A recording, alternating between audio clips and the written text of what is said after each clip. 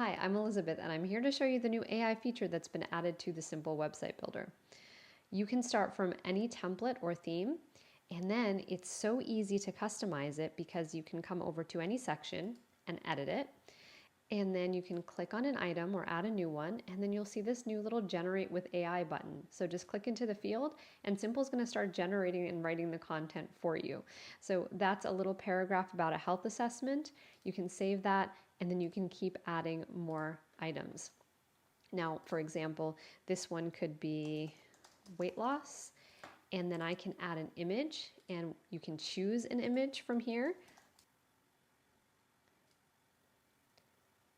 Just like that, it'll perfectly size it for you and place it in there, and then you can generate more content with AI.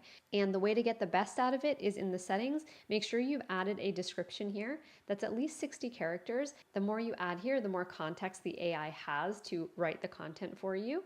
And it's that easy. You can build a website like this in about 20 minutes. And you can try this all out for free and build your entire website at getsimple.com.